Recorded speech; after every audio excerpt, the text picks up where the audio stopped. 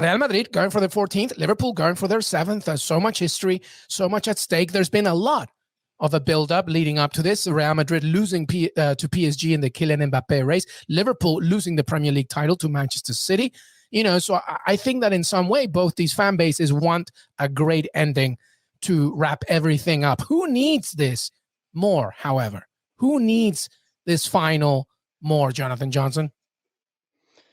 Yeah, that is that is a quite a loaded question. I think you can make an argument that the both sides do significantly need it. Obviously, Liverpool will be majorly motivated to take revenge after what happened a few years back in Kiev, but also Real.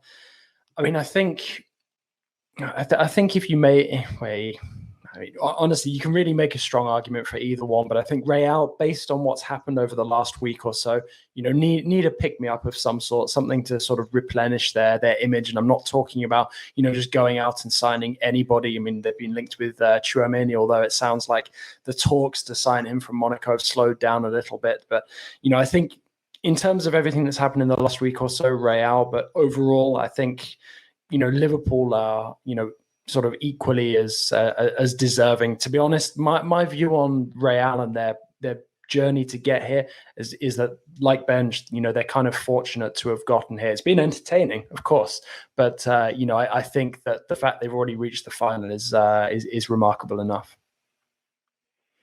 I think JJ's kind of downplayed really the Mbappe of it all. I don't know if you know that he interviewed him earlier this week, but it's I think what we kind of have to remember is how Real Madrid will have constructed this week in their head, and it wasn't just about coming back with the Champions League. In fact, I don't think this is how football clubs and football fans should think. But I think we also have to acknowledge the truth that right now, I think if you said to a lot of Real Madrid fans, would you rather cut your team return from Paris with the 14th Champions League trophy or Kylian Mbappe? I think a lot of them, maybe the more online community, would say they'd rather have Mbappe. I think the younger fans, definitely. Yeah. The 17-year-old Real Madrid fan who started supporting them because of FIFA will definitely say that. But I think the 60-year-old Real Madrid fan will say, hell no, I want the 14th. And I agree with the 60-year-old, but I don't think we can sort of act like, particularly for a team like Madrid. I went too far off as well. 45 maybe? I think for a team like Madrid, they define themselves as much, it's the silverware in part, but it's about we get the best players. Yeah, and the Galactico thing. Yeah.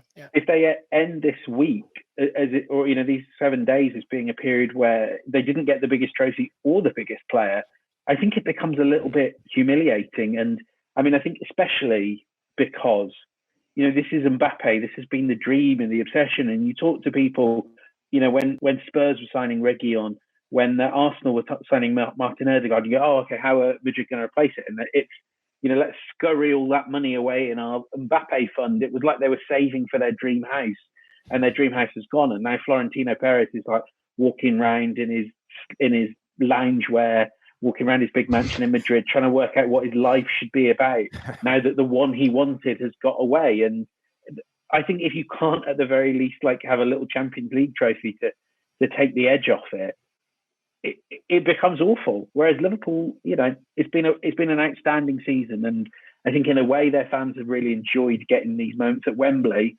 that they haven't had in a while, haven't had under Klopp. So I think they'll be a little bit happier if they lose than the Madrid fans will. I just want to watch El Chiringuito if Madrid lose Mbappe. And it will explode. No, the actual studio will explode. It just will explode, I think. Tic Tac will literally be until they're all and the guys literally spontaneously come up. Ama el fútbol! Michael. Oh, man. So I want to address I think I love what you said about the 60-year-old versus 17-year-old. We can add the those born in 1981 as well into that group of it's what you do now. You can't predict the future. No one knows what impact Kylian Mbappe would have had he signed. That's not a guarantee.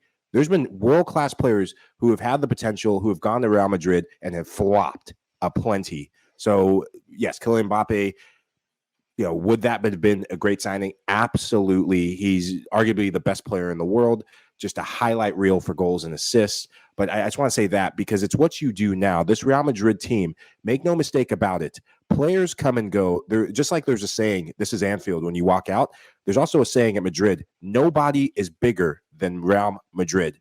The Champions League is synonymous with Real Madrid. This trophy means more to them than just about any player in the world, Kylian Mbappe being a very close second. So should they not get the trophy, it'll be disaster central. But also equally for Liverpool, let's look at their body of work, because I just want to challenge that claim to it being a great season for Liverpool. If you don't get the Champions League and you've come so close to winning the Premier League, you've come so close to winning the Champions League, do you want to know what type of prizes you give for second place? Well, in the Premier League, you do get a little money. FA Cup, EFL Cup. The FA Cup, EFL Cup, if they do the double in just those, is that a great season? Yeah, because they reached the Champions League final. They pushed, arguably, I would still say, the best team in Europe in City. They pushed them to the last minute. And I know that doesn't come with a trophy. You don't get a trophy for that. But I think you kind of have to take a step back. And also, I think the thing is, we in the media tend to measure it on results. I think Liverpool fans would say, look at how many blistering highs this season has given us. Look at how we've improved from where we were a year ago. The fact that they didn't get if they end it without the Premier League and the Champions League, doesn't change the fact this has been spectacular and a great season, even by the standards that Liverpool set, not just by the standards that any other club set. Great, exceptional, everything. And I would disagree with you that even if they lose heavily on Saturday night, I think it's been a great Liverpool season. It's not also to forget the fact that we, the media, hyped the quadruple. We, the media, made Liverpool give this pressure. I think had none of that existed, you could be like, Liverpool went to the final. They came second, just lost it on the final day, but they won the League Cup and they won the FA Cup. A pretty good season. But it's because of the narrative, right? They're going for the quadruple. They're going for the quadruple. They're going for the quadruple. And ultimately, they don't get it. Then in our heads are thinking, what a massive failure. Well, they have 2 pieces of silverware as well. It's a good argument from both sides, but, it's intriguing to think about. All right, but we're all in agreement. Real Madrid needs this more. Jonathan, you had a question, I believe.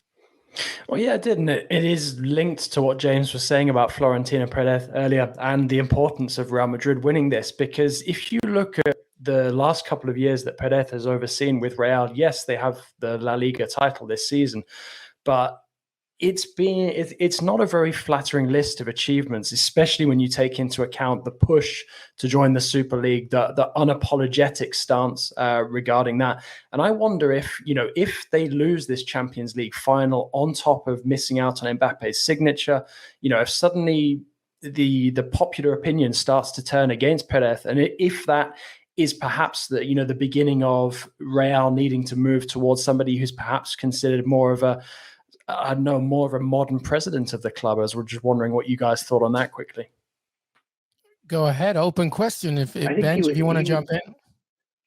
I suppose I don't disagree with any of that, but I just know how he'll get out of it, which is he will sign someone. I wrote about this. It'll be Mo Salah or it'll be someone like that. I think that that's what he will do. But like Jonathan says, there are these deep structural issues. Real Madrid is financially not a rosy position, despite not really spending a lot of money on players.